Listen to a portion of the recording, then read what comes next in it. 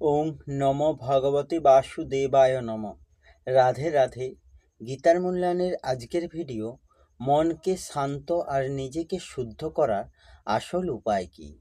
গীতার এই একটি শ্লোক বদলে দেবে আপনার জীবন। শ্রীমদ্ ভগবদ্ গীতার পঞ্চম অধ্যায়ের 7 নম্বর শ্লোক থেকে জানব। 7 নম্বর শ্লোক সংস্কৃতে বলা হয়েছে, যোগযুক্ত বিশুদ্ধাত্মা বেজিতাত্মা জিতেন্দ্রিয় সর্বভূতাত্মভূতাত্মা কুর্বন্নপি ন লিপ্যতে। এর অনুবাদ হল, নিষ্কাম কর্মযোগে যুক্ত বিশুদ্ধ বুদ্ধিসম্পন্ন আত্মসংযত ও জিতেন্দ্রীয় আত্মা সকলের প্রিয় এবং অন্য সকলেও তার প্রিয়। তিনি সবসময় কর্ম করেও তাতে লিপ্ত হন না। এই শ্লোকের তাৎপর্য হল, কৃষ্ণ ভাবনায় ভাবিত হয়ে যিনি মুক্তির পথে এগিয়ে চলেছেন তিনি প্রতিটি জীবেরই অন্তরপ্রিয় এবং প্রতিটি জীবই তার প্রিয়। কৃষ্ণ ভাবামৃত লাভ করার ফলেই এটি হয়ে থাকে। এই প্রকার ব্যক্তি কোনো জীবকেই শ্রীকৃষ্ণের থেকে ভিন্ন রূপে দেখেন না। ঠিক যেমন একটি গাছের পাতা এবং ডালপালা গাছটি থেকে ভিন্ন নয়, তিনি খুব ভালোভাবেই জানেন যে গাছের গোড়ায় জল দিলে সমস্ত পাতা এবং ডালপালাগুলিকে জল দেওয়া হয়, অথবা উদরকে খাদ্য দিলেই সমস্ত দেহেই স্বাভাবিকভাবে শক্তি সঞ্চারিত হয়। এইভাবেই কৃষ্ণ ভাবনাময় কার্যকলাপে নিয়োজিত থাকার মাধ্যমে তিনি সকলেরই দাসত্ব করে চলেছেন। তাই তিনি সকলেরই প্রিয়। যেহেতু তার কার্যকলাপে সকলেই সন্তুষ্ট, তাই তার চেতনা পবিত্র।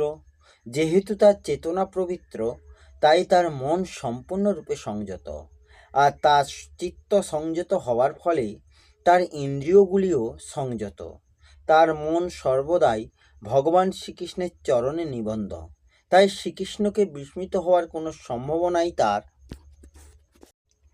থাকে না, বা তার ইন্দ্রিয়গুলির কৃষ্ণ সেবা ব্যতীত অন্য কোনো জড় কার্যকলাপে নিযুক্ত হবার কোনো সম্ভাবনা থাকে না। তিনি কৃষ্ণ কথা ছাড়া আর কিছুই শুনতে পছন্দ করেন না।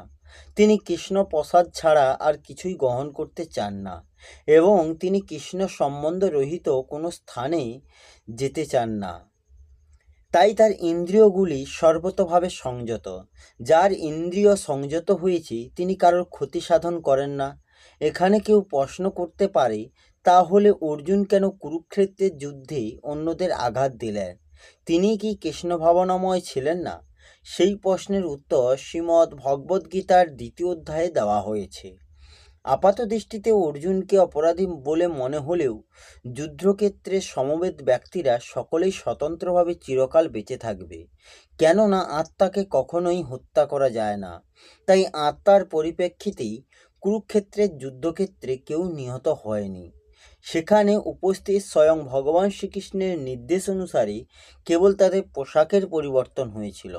তাই কুরুক্ষেত্রের যুদ্ধক্ষেত্রে অর্জুন প্রকৃতপক্ষে যুদ্ধ করছিলেন না। সম্পূর্ণভাবে কৃষ্ণ ভাবনাময় হয়ে তিনি ভগবান শ্রীকৃষ্ণের আদর্শ পালন করেছিলেন মাত্র। এই ধরনের ভগবত ভক্ত কোনো অবস্থাতেই কর্মবন্ধনে আবদ্ধ হন না। এই শ্লোকে পরিশিষ্টভাবে বলা হয়েছে, বাস্তবে মুক্তির জন্য অথবা পরমাত্ম প্রাপ্তির জন্য সাধন করাও ফলাশক্তি। মানুষের অভ্যাস হলো যে সে ফলের কামনা নিয়ে প্রতিটি কাজ করে।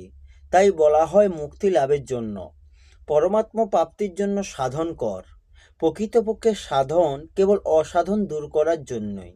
মুক্তি স্বতঃসিদ্ধ, পরমাত্ম নিত্যলভ্য। পরমাত্ম প্রাপ্তির কোনো ক্রিয়ার ফল নয়।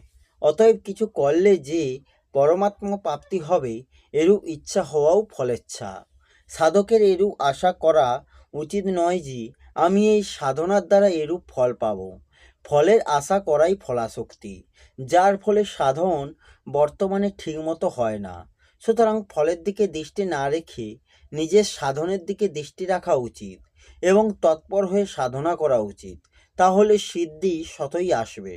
সাধক যদি ফলের দিকে দৃষ্টি নিবদ্ধ রাখেন তাহলে সিদ্ধিলাভ হয় না। আমরা যদি নির্বিকল্প এবং নিষ্কাম হতে পারি তাহলে অত্যন্ত সুখলাভ করতে পারি। এইভাবে মূলে সুখ পাওয়ার যে আকাঙ্ক্ষা থাকে সেটিও ফলেচ্ছা, যা সাধককে নির্বিকল্প নিষ্কাম হতে দেয় না। এই হল শ্রীমদ্ ভগবদ্ গীতার ৫ম অধ্যায়ে ৭ নম্বর শ্লোকে অনুবাদ সহ ব্যাখ্যা।